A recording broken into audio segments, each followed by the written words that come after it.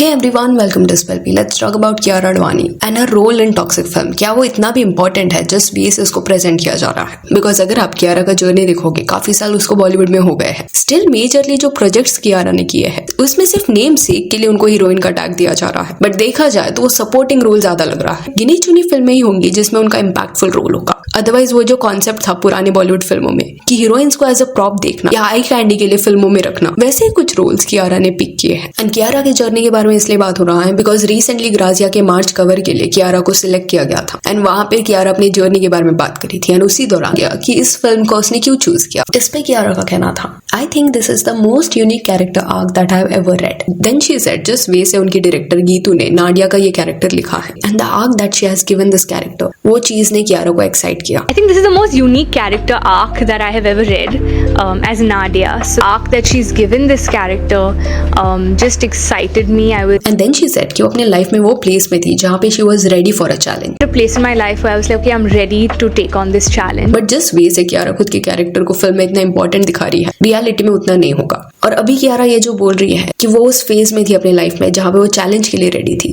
तो last 12 years से आप क्या कर रहे हो इंडस्ट्री में? 2014 में आपने डेब्यू किया था। उसके बाद ऐसा कौन सा फेज था जिस वजह से आप चैलेंजिंग रोल्स को अवॉइड कर रहे थे? अगर आप रोल्स देखोगे कियारा के, तो उन्होंने अपने कॉम्पिटिटर्स जितना रिस्क नहीं लिया। एंड टॉक्सिक की फिल्म के दौरान बात करते वक्त आप ऐसे कैसे प्रिटेंड कर सकते हो ये फिल्म में आप हीरोइन हो? बिकॉज ये फैक्चुअल नहीं लग रहा। रीजन बीइंग ये पूरा फिल्म जो है वो यश के अराउंड रिवॉल्व करा है। अगर आपने टीजर भी देखा होगा तो ये चीज नोटिस किया होगा कि कंप्लीट फोकस यश का जो कैरेक्टर है, कैसा उसका ऑरा है, पर्सनालिटी है, उसके अराउंड फिल्म है। एंड मे बी यही रीजन था कि टीजर को इतना अच्छा रिस्पॉन्स नहीं मिला। जिस वे से उसको प्रेजेंट किया गया है is not that impressive. And इस फिल्म के कास्ट के बारे में जब आप पढ़ोगे तो आपको देखने मिलेगा कि नयनतारा, कियारा आडवाणी, हुमा कुरैशी, तारा सुतारिया, रुक्मणी वसंत, ये सारी फेमस एक्ट्रेसेस कास्टेड है। एंड दूसरी तरफ मेल लीड अगर आप चेक करोगे तो सिर्फ यश का नाम देखने मिलेगा। तो अगेन ये एक ऐसी फिल्म है जहाँ पे एक्ट्रेसेस को सपोर्टिंग रोल निभाने का मौका मिल रहा है। इसके पहले जो वॉर 2 आया उसमें भी सेम चीज हो रहा था। ऋतिक रोशन, एनटीआर इनके ऊपर ज्यादा फोकस था। तो देखा जाए तो इस पॉइंट पे जस्ट वे से ग्राजिया ये मैगजीन में सारे डायरेक्टर्स कियारा की जर्नी को इतना हाइप अप कर रहे हैं, उससे ऑडियंस अग्री नहीं करेगी। 2014 में कियारा ने फिल्म इंडस्ट्री में काम करना शुरू किया था एंड ऐसा नहीं है वो आउटसाइडर है। उसकी जो फैमिली, उनके बहुत अच्छे कनेक्शन है बॉलीवुड में। तो सोचो इतना पावरफुल बैकिंग होने के बावजूद आप ऑडियंस को वेरिएशंस नहीं दे रहे। कियारा आडवाणी एक अच्छी एक्ट्रेस है। कबीर सिंह, देन शेरशाह, ये सारी फिल्मों में उनकी एक्टिंग देखने मिल चुकी है। बट क्या उनका ग्राफ इंप्रेसिव रहा है? क्या उन्होंने ऑडियंस को उस लेवल पे वेरिएशंस दिया है जैसे उनके कंपटीटर्स ने दिया है? तो वैसा नहीं हुआ है। When it comes to entertainment थोड़ा ब्लैंड परफॉर्मेंस उनका देखने मिला है। यह इलॉजिकल फिल्मों का भी पार्ट वो रह चुकी है। वो सीन काफी वायरल गया था जहाँ पे कियारा को घुमा के फेंक दिया गया था। तो जैसे कार्तिक आर्यन के लिए बोला जाता है that he is over hyped, similar journey Kiara की भी देखने मिली है। कियारा के कॉम्पिटिटर्स के बारे में बात करें तो आलिया भट्ट का केस ले लो। कियारा से 2 साल पहले उसने डेब्यू किया था। आलिया की परफॉर्मेंसेस के बारे में अगर आप सोचोगे तो आपको वेरिएशंस देखने मिलेगा। राजी, हाईवे, गंगूबाई, ये सारे फिल्मों में आलिया का परफॉर्मेंस इंपैक्टफुल रहा है। उसके बाद कृति सेनन का केस ले लो। इनिशियली कृति ने भी कियारा जैसे ऐसे प्रोजेक्ट्स लिए थे जहाँ पे वो सिर्फ सपोर्टिंग रोल में थी, नाम के लिए हीरोइन थी। बट इवेंचुअली जैसे ही उन्होंने इंडस्ट्री में स्ट्रॉन्ग फुटहोल्ड बना लिया,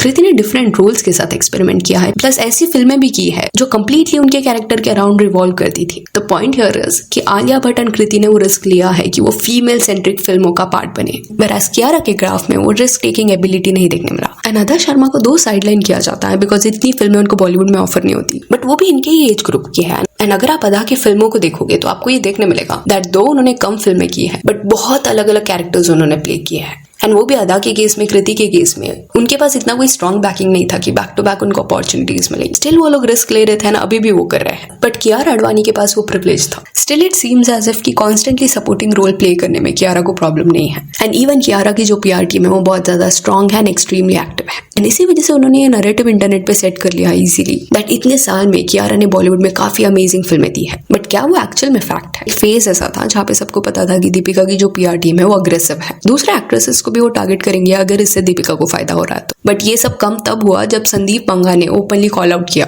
एंड ये चीज को हाईलाइट किया कि दीपिका की जो पीआर टीम है वो तृप्ति डिमरी को टारगेट करी है। बट इंडस्ट्री में एक्ट्रेसेस के केस में दीपिका के बाद अगर आप देखोगे देन कियारा आडवाणी की जो पीआर टीम है वो भी उतना ही अग्रेसिव एंड स्ट्रॉन्ग। कियारा है ना, अनन्या पांडे का एग्जांपल ले लो। साथ में ये लोग कोई अवार्ड शो में गए थे एंड उनका जो सीटिंग था वो आसपास था। इनके बीच में बातचीत हो रहा था एंड जिस एंगल से ये सब कैप्चर हो रहा था वहां पे अनन्या ज्यादा दिखाई दे रही थी। तो कॉन्वर्सेशन के दौरान अनन्या ने एक फेशियल एक्सप्रेशन बनाया और दिख रहा था कि इनके बीच में कुछ मजाक चल रहा था एंड बातों बातों में अनन्या ने एक्सप्रेशन किया। बट सर्टेन पेजेस इस मोमेंट के ऊपर लिख रही थी कि peak female jealousy had a face, यानी कि अनन्या जो है वो ऐसा फेस इसलिए बना रही है बिकॉज वो कियारा से जेलस फील करती है। एंड सेम पेज को जब थोड़ा स्क्रॉल किया गया और एक रील देखने मिला जहाँ पे कियारा को बेबो के साथ कंपेयर किया जा रहा है कि क्या वो बॉलीवुड की नई बेबो है। एंड फिर और एक रील देखने मिला जहाँ पे ये बोला जा रहा था कि देखो देखो जैसे ही राकेश बेदी जी ने एंटर किया कियारा खड़ी हो गई उनसे मिलने के लिए। एंड ऐसे आप रिस्पेक्ट दिखाते हो। अनन्या जो थी वो बैठी हुई थी। तो सी एक पॉइंट के बाद ये समझ आता है कि व्हाट इज हैपनिंग एंड ये क्यों किया जा रहा है, क्योंकि टॉक्सिक ये जो फिल्म है वो आने वाली है तो प्रेजेंस बढ़ाना है एक्ट्रेस का। टॉक्सिक फिल्म जो थी वो मार्च में रिलीज हो जाती, बट धुरंधर 2 क्योंकि फिल्म आ रही थी इस वजह से बोला जाता है कि टॉक्सिक फिल्म को पोस्टपोन किया गया सो दैट क्लैश ना हो। बट यही रीजन है धुरंधर 2 की वजह से वो ये पोस्टपोन कर रहे हैं। ये चीज को फिल्म मेकर्स एक्सेप्ट करने को रेडी नहीं थे। बट चलो व्हाटएवर इट इज,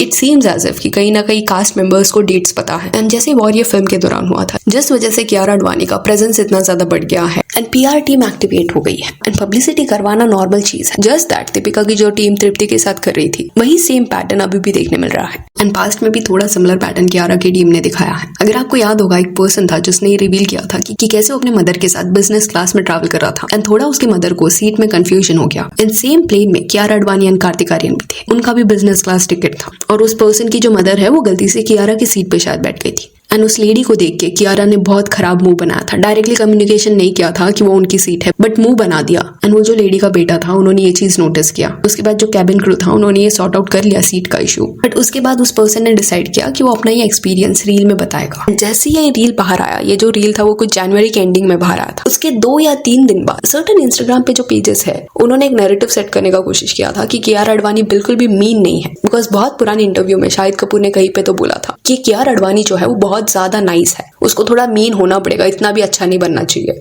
इस स्टेटमेंट को सर्कुलेट किया जा रहा था एंड ये प्रूव करने की कोशिश की जा रही थी कि वो तो बिल्कुल भी मीन या रूड नहीं हो सकती बिकॉज वो इतनी ज्यादा अच्छी है कि शाहिद कपूर ने भी ये बोल दिया था। बट ऑडियंस डम नहीं है, उनको ये समझ आता है कि एक्टर्स जो होते हैं वो अपने लेवल के लोगों से अलग वे से बिहेव करते हैं। वो बुरा बर्ताव उनके साथ क्यों करेंगे जो उनके स्टेटस का है। एंड टॉक्सिक फिल्म के जो सर्टेन सीन्स थे वो चीप लग रहे थे, जैसे वो जो कार वाला सीन था। एसेंशियल सीन्स डर्टी होते हैं ये भी कोई नहीं बोल रहा, बट किस वे से आप उसकी शूटिंग करते हो, किस वे से उसको प्रेजेंट करते हो वो डिसाइड करता है कि क्या ये अच्छा दिखेगा स्क्रीन पे, क्या अजीब लगेगा। एंड मे बी यश के हार्डकोर फैंस ही एक्सेप्ट नहीं करेंगे, बट जो भी ये सीन था दैट वाज वियर्ड। टॉक्सिक ये पहली फिल्म नहीं होगी जो इतना ज्यादा बोल्ड सीन्स दिखा रही है, इसके पहले भी कई फिल्मों में देखने ये मिल चुका है। जस्ट दैट अगर आप इसको ही अपना सेलिंग पॉइंट बनाओगे देन वो एलिगेंट नहीं लगता। एंड कियारा ने भी एक स्टेटमेंट दिया था ऐसे सीन्स कह रहा हूँ और वो थोड़ा फनी था। कियारा का कहना था there was a bold scene during the shooting of Toxic. I personally felt very shy and a little embarrassed while acting in that situation, but what I saw in Yash was an amazing change. He was 100% ready to give whatever was needed for that scene. He did not have even 1% shyness or hesitation. He completely immersed himself in that character. I was really surprised and very happy to see his professionalism. तो ये coat से clear होता है कि और भी ज्यादा film में ऐसे बोल्ड सीन्स है एंड अगर नीडेड है फिल्म की कहानी के लिए then that is understood. But at least जो सीन्स टीजर में देखने मिले हैं उससे लोग इतने ज्यादा इम्प्रेस नहीं है। कुछ तो रीजन होगा कि इतने बड़े बड़े स्टार्स है ये फिल्म में, वो भी ऐसे स्टार्स जिनका फैन बेस जो है वो बहुत ज्यादा स्ट्रॉन्ग है। स्टिल कमेंट सेक्शन में लोगों की जो ओपिनियंस है वो कुछ इस तरीके के हैं। टॉक्सिक फेल्ट लाइक सस्ता Peaky blinder, Raya is Tommy Shelby from Meesho. And actually ये कमेंट पूरा समराइज भी करता है कि क्या लोग बोलना चाहते हैं, क्या फील कर रहे हैं। जिन्होंने भी देखा होगा पीकी ब्लाइंडर ये फिल्म को